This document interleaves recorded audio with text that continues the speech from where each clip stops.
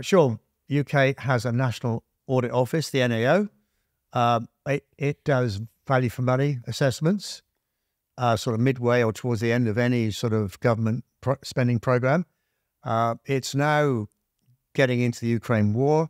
What have we spent? What have we got from it? What's the values? Very difficult to try and make economic or even moral arguments. Why are they deciding to do it, apart from the obvious? And where, because this will open up a number of other questions, which might be actually quite uncomfortable. How do you see it going? The report by the NAO was embargoed until the early hours this morning. So as we record, it's on the Wednesday. Having looked through it, it's really interesting as an overview of our nation's financial commitment to the war. And I think the headline figures were, I think it was nearly £8 billion spent, over 3,000 deliveries of military aid to Ukraine since the start of the war, 230 MOD staff that are directly involved in the MOD, and over 42,000 Ukrainian soldiers trained in the UK under Op Interflex. And it really was just going through the numbers and what we've done. I think when you actually look at it rather more deeply, as somebody who's slightly inside the tent, a couple of things that caught my eye, one of which is that because these 42,000 Ukrainians are going through a training system in the UK, they're getting at least 5 weeks training. That's at the hands of UK Army instructors using UK Army ranges and UK Army equipment. We don't have enough to do the Ukrainians and ours.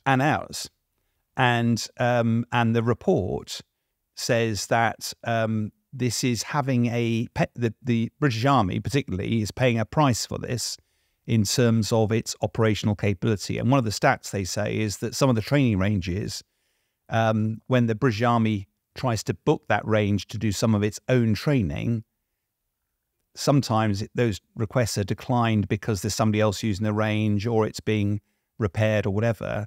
The level at which they're declined has gone up by nearly 10 times. So in other words, there's 10 times the refusals for going out and doing those live training exercises. Because of it being used? Because it's being used by the Ukrainian training setup. Right. And what about the maintenance issues?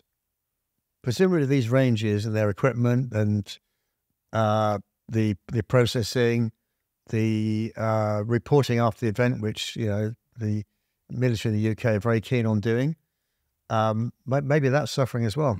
I've no doubt that behind those figures there's a lot more to it. I think though the headlines are that the UK, the British military, are renowned globally for the quality of their operational training. We have got lots of people serving who've got experience from Iraq, from Afghanistan. It's not learning it from a book. They've actually been out there and done it for real. They've lost colleagues. They've had to deal with first aid, brutal injuries. They've had to they've come under fire. They've learned how to react, and therefore it's ingrained in them, and they're very good at training. But that training traditionally is part of that recycling where you train the next generation of British Army to be ready and capable. It's pretty evident from the numbers here that that is falling behind quite significantly at the moment. The other issue is about the money, because again, it talked about 7.8 billion has been spent. Can we unpick one element of that? So they talked about, I think it was 2.7 billion had been spent on equipment, in other words, weapons for Ukraine. How's that made up? Now, if we ended up using a lot of our stockpiles, existing weapons that we gave to Ukraine. Now, those weapons, some of them, like Storm Shadow, were nearly 30 years old. So is the price that we put against that contribution what we paid for that missile at the start, or what its stock value is today because it's at the end of its life? Storm Shadow is a really good example because we were going to upgrade out. We only bought 1,000.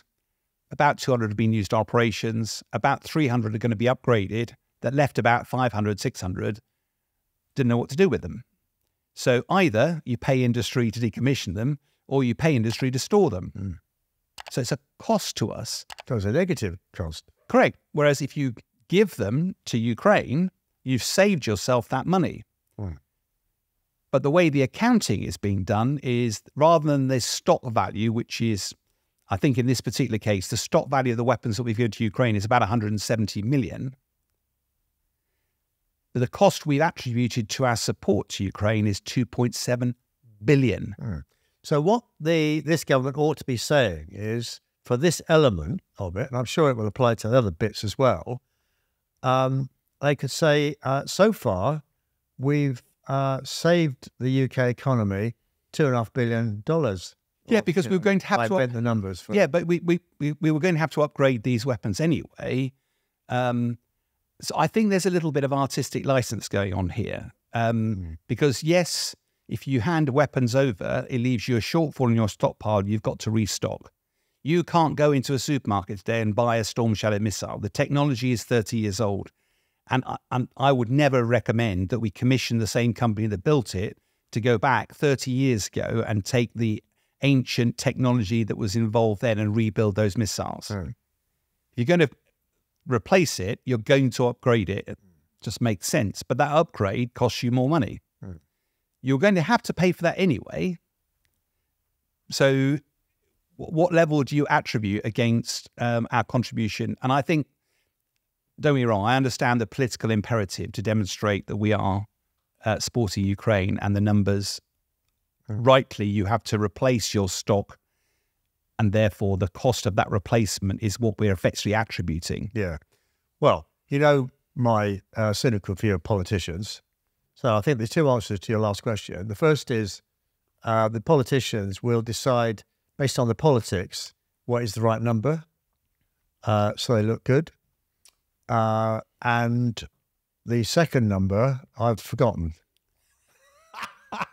No, but I think that you're absolutely right. And part of me knows, and that's where Storm Shadow, I think, is a really good example, because just imagine people saying, they need weapons. We've got a lot of weapons here that are going to cost us money.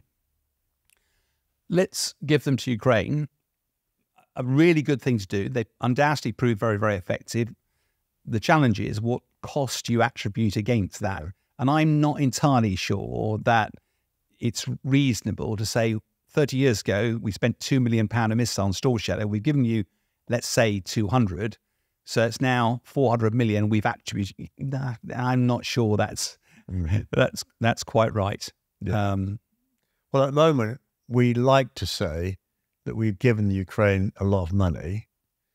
One question is it actually a gift, or is it a loan that therefore has to be repaid?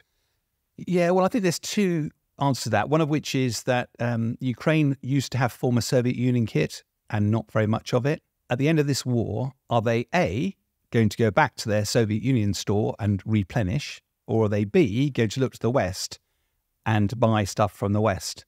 So if you were a salesman from the West, you'd be seeing this as a growth opportunity, because the Ukrainians are likely to buy Western weapons in the future because they've used them and they've seen just how effective they are. I'm not sure we can read too much into that at the moment.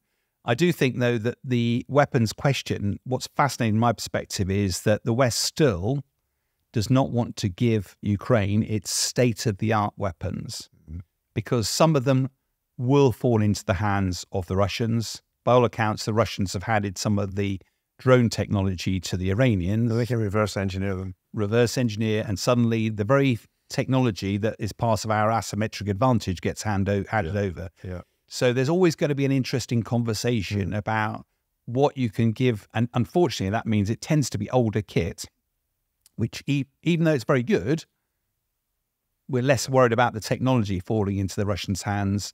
The challenge for us then is how do you replace it? And that often takes time.